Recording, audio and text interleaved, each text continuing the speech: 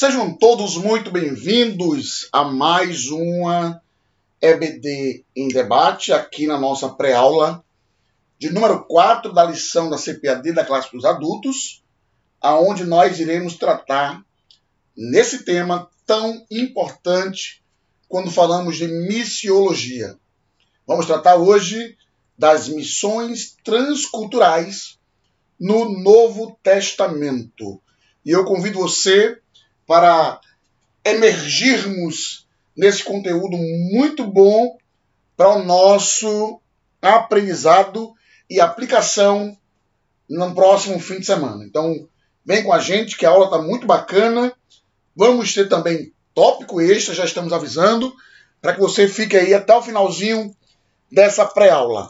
Ok? Eu conto com vocês e vamos juntos para mais uma pré-aula da nossa lição da classe dos adultos, CPAD. Bom, a leitura bíblica em classe encontra-se em Isaías, capítulo 61, do verso 1 ao verso 2, e também Lucas, capítulo 4, do verso 17 ao verso de número 20. Como de costume, nós não iremos ler a leitura bíblica em classe, mas você pode pausar o vídeo e acompanhar a leitura bíblica para se fundamentar na aula de hoje. O texto áureo da lição é um dos textos mais lindos e mais completo e é considerado a carta magna, ou seja, o texto áureo do Novo Testamento, que é João 3,16. Porque Deus amou o mundo de tal maneira que deu o seu Filho unigênito, para que todo aquele que nele crê não pereça, mas tenha a vida eterna. A verdade prática, por sua vez, vai dizer que a natureza missionária de Deus pode ser vista ao fazer de seu único filho um missionário e da igreja sucessora dessa sublime tarefa. A palavra-chave que vai circundar a nossa pré-aula, toda a nossa pré-aula desta semana, é a palavra Novo Testamento. E introduzindo, já iniciando a nossa pré-aula de hoje, no Novo Testamento, o Senhor Jesus foi o primeiro missionário enviado pelo Pai. Quando nós olhamos o texto e analisamos o texto de João, capítulo 20, do verso 21, a Bíblia vai dizer: disse-lhe, pois, Jesus outra vez: Pai seja convosco, assim como o Pai me enviou, também eu vos envio a vós. Então, o Senhor Jesus, ele foi constituído o primeiro missionário que foi enviado pelo Senhor. Pelo fato de ter sido enviado de Deus, ele trouxe consigo um plano de resgate da humanidade que envolve todos os seus seguidores. Nosso Senhor, certa vez, ele disse aos seus discípulos: vinde após mim, logo no início do seu ministério, e vos farei pescadores de homens. Ou seja, o Novo Testamento é uma obra de caráter missionário desde o início até o fim. Ou seja, dos evangelhos, Atos dos Apóstolos, as cartas paulinas e universais, até o livro de Apocalipse. Então, todo o Novo Testamento é uma obra de caráter missionário. O tópico 1 da nossa lição vai falar sobre o Deus missionário que é revelado no Novo Testamento. E aí, o primeiro subtópico vai tratar sobre isso, sobre essa apresentação, essa revelação desse Deus missionário. Então, a Bíblia Sagrada, de Gênesis a Apocalipse, início e fim, é um livro eminentemente missionário. Ou seja, não é um livro de história, nem de geografia, mas um livro que traz uma revelação.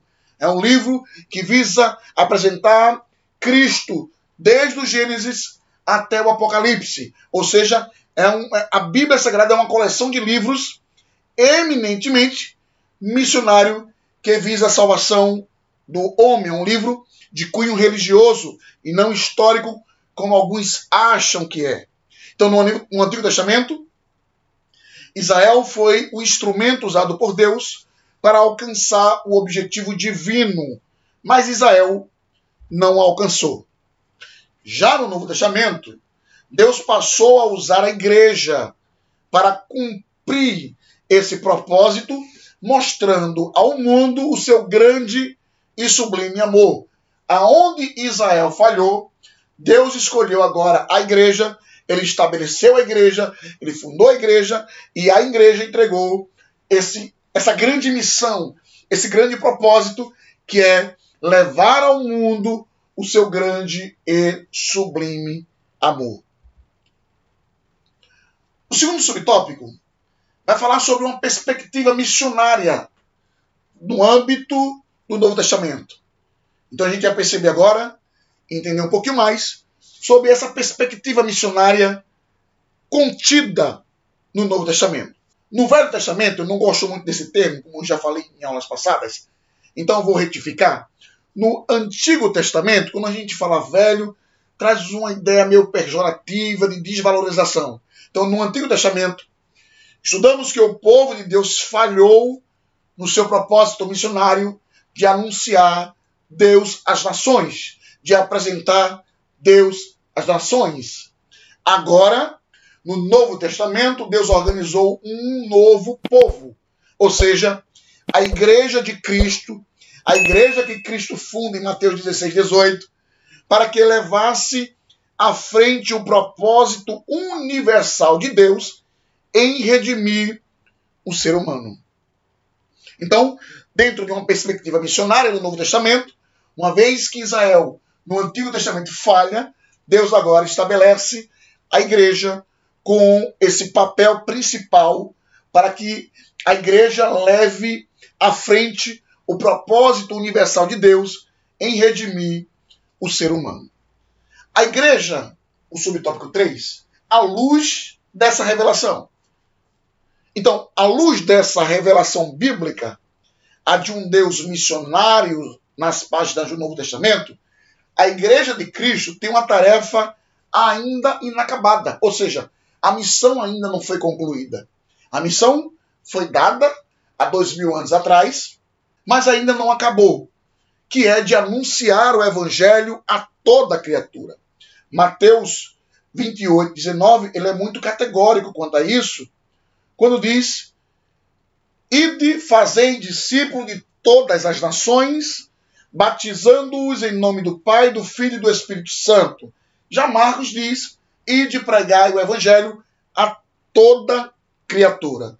Então, o papel da igreja ainda está inacabada, ela não concluiu ainda a sua missão, que é pregar o evangelho a toda criatura. Nós teremos, nas aulas futuras, nós iremos falar sobre a janela 1040, que são países onde o evangelho não adentrou, não entrou, é fechado, o regime fechado, e que o evangelho não tem acesso.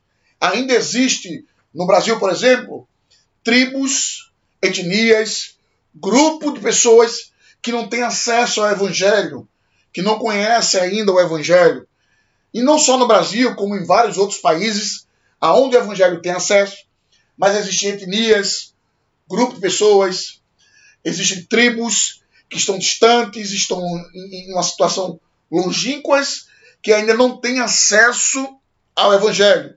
Por isso que a missão da igreja ainda não acabou, que é de anunciar o evangelho a toda criatura. Essa tarefa começou em Deus. Olha só, então a gente já vê Deus em Gênesis 3 e 15, é muito bom a gente trazer à tona esse texto, porque lá inicia-se o evangelho, é considerado esse texto o proto-evangelho, ou seja, o primeiro evangelho. Então essa tarefa começa em Deus, que enviou o seu Filho com a mesma missão. Então Deus iniciou essa missão, essa obra missionária, lá no Gênesis, através da pessoa de Abraão, e assim sucessivamente, chegando até os dias de Jesus. Ele inicia a sua obra missionária no Gênesis, vai seguindo a história, depois ele envia o seu Filho com a mesma missão, que passa para a igreja do Novo Testamento também a mesma missão, que é de apresentar o grande amor de Deus. É de levar o amor de Deus, a verdade do Evangelho às pessoas. E, atualmente, perdura como primeira missão da igreja na atualidade. A missão da igreja, a igreja foi constituída para pregar o Evangelho. Quando a igreja não o faz, ou não cumpre esse mandado, essa grande comissão, ela perde o seu propósito. Porque o propósito inicial da igreja, fundamental da igreja, é seguir as orientações, é seguir o propósito que Deus estabeleceu, que passou para o seu filho e que foi entregue à sua noiva, a igreja do Senhor, que é pregar o evangelho a toda criatura.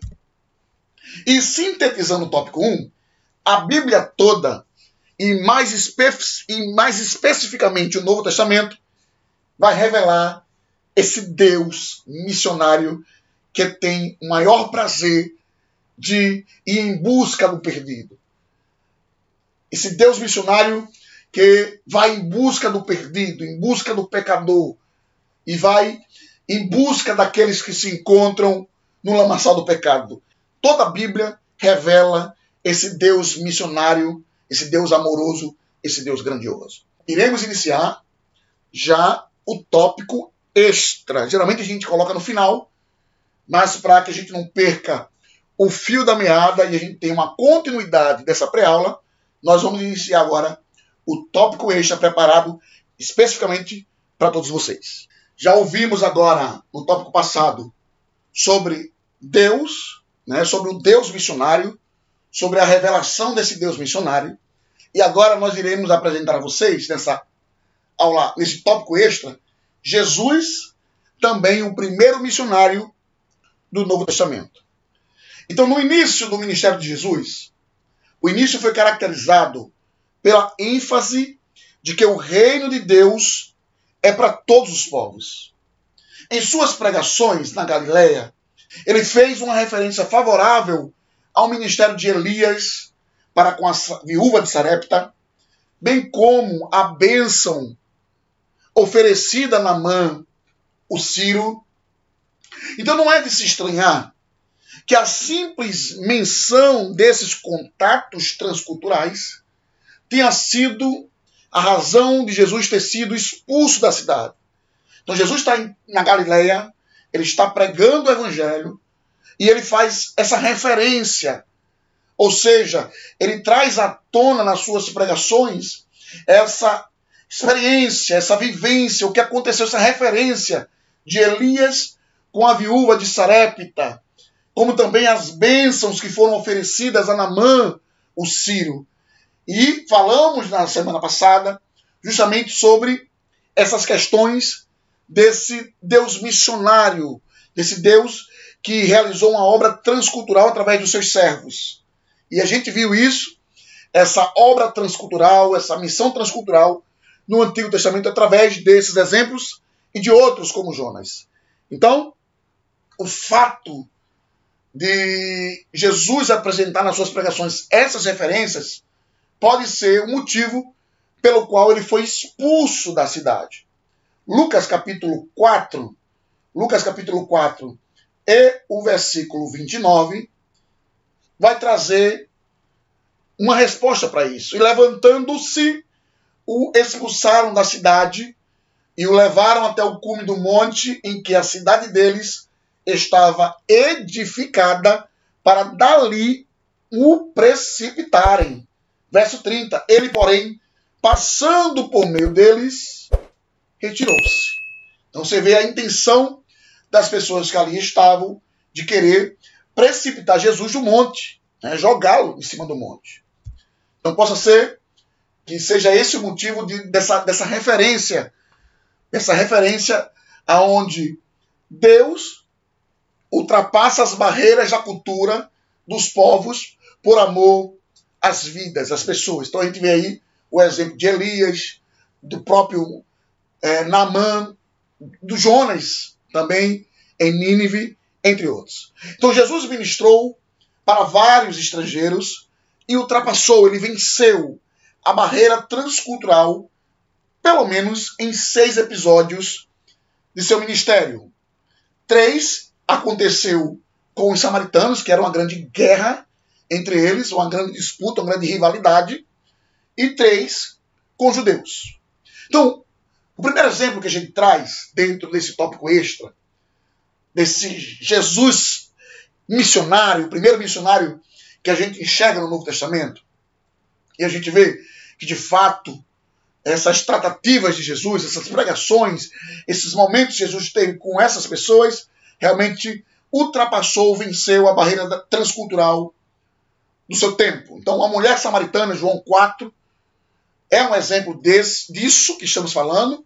Em sua abordagem, ele rapidamente a conduziu de um tema superficial a uma reflexão de seu estado moral e de suas práticas religiosas, demonstrando de modo inequívoco seu interesse na samaritana como pessoa. Então ele vai além do que é religioso, além do que é superficial, e mostra interesse na vida daquela mulher. Um segundo exemplo, e a gente vê aqui que em outras ocasiões, não interagiu diretamente, Jesus não interage diretamente com os samaritanos, mas contudo, a sua reação à hostilidade dele é muito instrutiva. Então, ele não repreendeu os samaritanos por sua falta de hospitalidade, e sim aos mal orientados discípulos.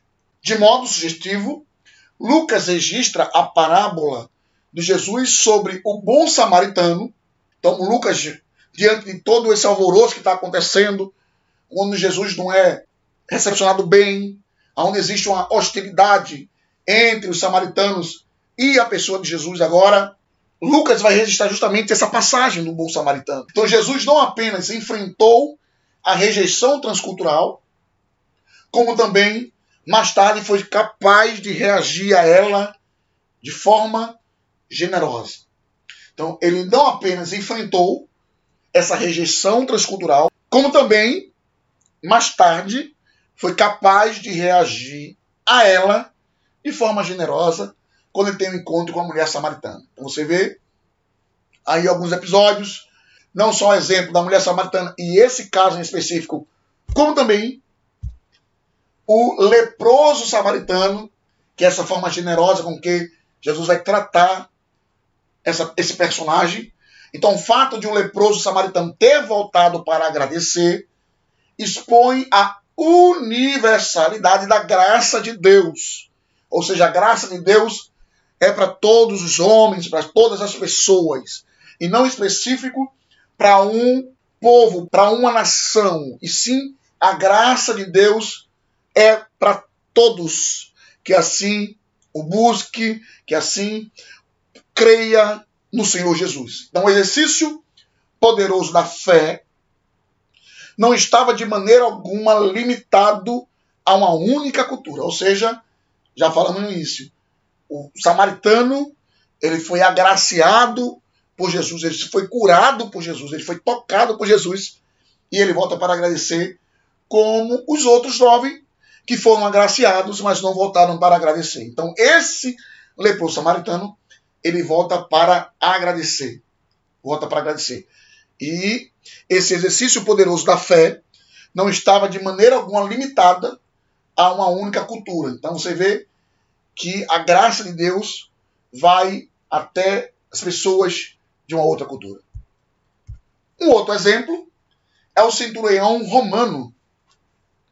Quando o centurião romano mandou chamá-lo, ele lhes contou sobre o servo doente.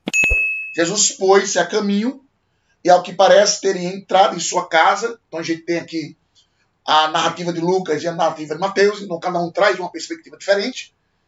Então, o que tudo indica, ele entra na casa. Em um outro episódio, ele está já a caminho, mas ele disse assim, não precisa entrar. Só basta que o Senhor libere uma palavra, que eu sei que meu criado vai ser curado. Só que independente de qualquer coisa, independente da visão de Lucas ou da visão de Mateus, o interesse primordial de Jesus estava na pessoa necessitada de ajuda sem importar com o contexto cultural.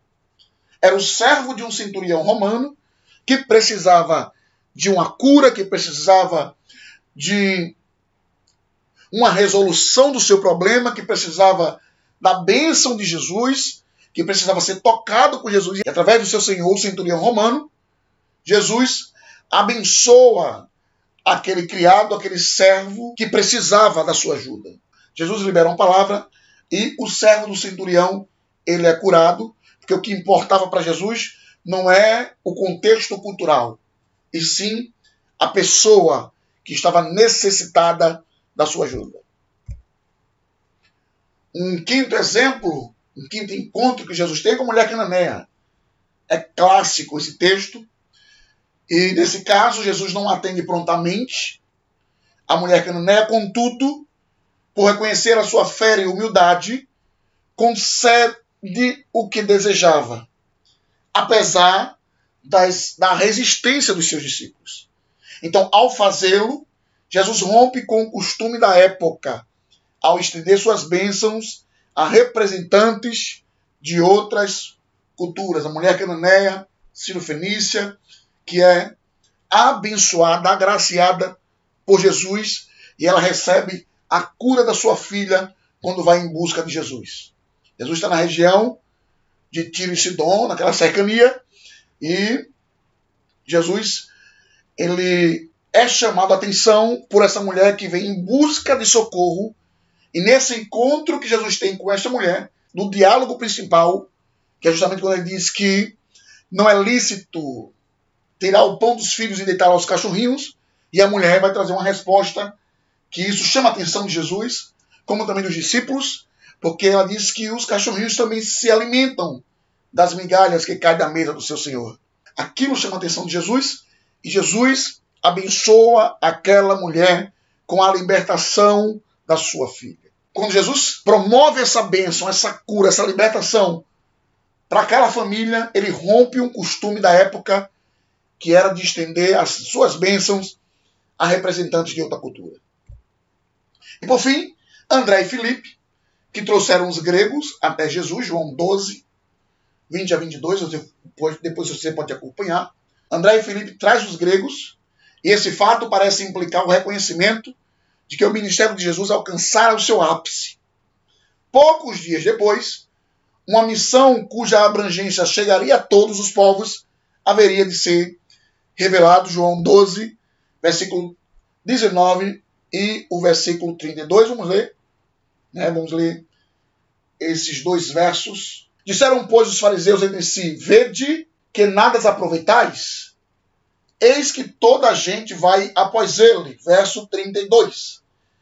E eu, quando for levantado da terra, todos atrairei a mim. Jesus vai falar, essa revelação vai mostrar aí que a sua missão chegaria a todos os povos. Bom, o tópico 2 da nossa lição, agora a gente volta um pouco agora para a lição, uma vez que a gente trouxe esses 6 encontros, esses 6 momentos de Jesus, desse Jesus missionário, desse Jesus que é considerado o primeiro missionário do Novo Testamento. Então, esses 6 encontros.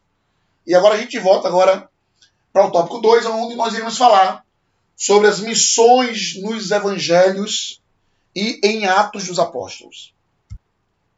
O primeiro subtópico vai falar sobre os evangelhos. Então vamos ver agora as missões nos evangelhos. Então Jesus, ele é enviado de Deus para salvar e tornar o seu povo uma agenda missionária. Seu ministério foi marcado inteiramente por ações missionárias, demonstrando muito amor e compaixão. Então, essa natureza missionária pode ser vista também na formação dos evangelhos, que foram produzidos sob a inspiração do Espírito Santo. E não é por acaso, cada um dos evangelhos é concluído com o mandato da grande comissão. Então, cada evangelho tem uma mensagem específica. Ou seja, vai ser concluído com o mandato da grande comissão, o grande ide, a grande missão da igreja. O subtópico 2 vai agora nos apresentar as missões no Atos dos Apóstolos e através dos missionários Filipe e Pedro. Então, Filipe foi o primeiro missionário transcultural da igreja primitiva. Filipe foi enviado para a estrada de Gaza, antiga região dos filisteus, onde encontrou um eunuco, alto oficial da rainha dos etíopes. Este ouviu o evangelho e foi batizado. Então, Filipe, ele é o primeiro missionário que foi enviado, né, o primeiro missionário transcultural que foi enviado pela igreja primitiva. Pedro, ele reconheceu que para Deus todos os seres humanos são alvos do amor divino, deixando claro que sua mensagem é dirigida a todas as pessoas, independentemente de sua nacionalidade. Quando Pedro tem um encontro com Cornélio. Então, nesse encontro com Cornélio, Pedro, ele deixa claro na sua mensagem que ela é dirigida a todas as pessoas, independente da sua nacionalidade. Ele reconhece esse amor de Deus para com todos os seres humanos. Ou seja, todos os seres humanos são alvos do amor divino, e tanto Filipe quanto Pedro, esses missionários enviados pela igreja primitiva, pela igreja do primeiro século, eles passam a entender esse amor divino por todas as pessoas, por todos os homens, por todos os seres humanos. E aí a gente enxerga dentro do Atos dos Apóstolos as missões transculturais. Ainda no Atos dos Apóstolos, a gente vê agora os missionários Paulo e Barnabé, grandes missionários. O apóstolo Paulo, de perseguidor dos cristãos, tornou-se o apóstolo dos gentios, o enviado. Através do seu ministério, a primeira igreja estendeu-se a todos os povos, culturas e nações conhecidas naquela época. Nesse contexto, temos também Barnabé, que foi enviado pela igreja em Antioquia, juntamente com Paulo, para o campo missionário. Ou seja, em Antioquia estava a primeira igreja missionária de natureza gentílica. Vamos ler conosco Atos dos Apóstolos, capítulo 13, versículo 1 ao verso 4, que diz: E na igreja em que estava em Antioquia, havia alguns profetas e doutores, a saber, Barnabé e Simeão, chamado Níger, e Lúcio, Cirineu, e Manaém, que fora criado com Herodes, o tetrarca, e Saulo. E servindo eles ao Senhor, e jejuando, disse o Espírito Santo: Apartai-me a Barnabé e a Saulo para a obra que os tenho chamado. Então, jejuando e orando, e pondo sobre ele as mãos, os despediram. Então você vê que a igreja em Antioquia foi a primeira igreja missionária de cunho gentílico para as nações. E, sintetizando agora o subtópico 2, nos evangelhos e em Atos dos Apóstolos, as missões ocupam uma posição relevante. Amém, queridos? A gente segue para o nosso último tópico dessa pré-aula, que vai tratar sobre a missão cumprida nas cartas e no Apocalipse. Bom, vamos lá. Vamos ver agora as missões nas cartas paulinas. Já vimos agora, no tópico passado, sobre os missionários Paulo e Barnabé, que foram separados pela igreja em Antioquia para pregar aos gentios. E agora nós vamos vislumbrar as missões nas cartas que Paulo escreve. Então o apóstolo Paulo escreveu suas epístolas como missionário. Seu objetivo missionário era instruir nos assuntos doutrinários e práticos as igrejas que ele plantava. Então ele fundava uma igreja, ele plantava uma igreja e ele instruía as igrejas. Por exemplo, Carta aos Romanos é uma carta em que a universalidade do pecado e o processo da salvação são ensinados. Então, a carta aos Romanos vai tratar sobre essa universalidade do pecado e o seu processo de salvação. Já a carta aos Efésios é uma carta que traz a unidade da igreja a partir da queda do muro da separação entre judeus e gentios por meio de Jesus Cristo. Já as cartas a Timóteo e Tito, essas cartas lidam especificamente com qualificações para a vocação de novos líderes das igrejas plantadas, como dirigir os assuntos de uma igreja local. Já nas cartas gerais, as epístolas gerais dão um forte testemunho de missões.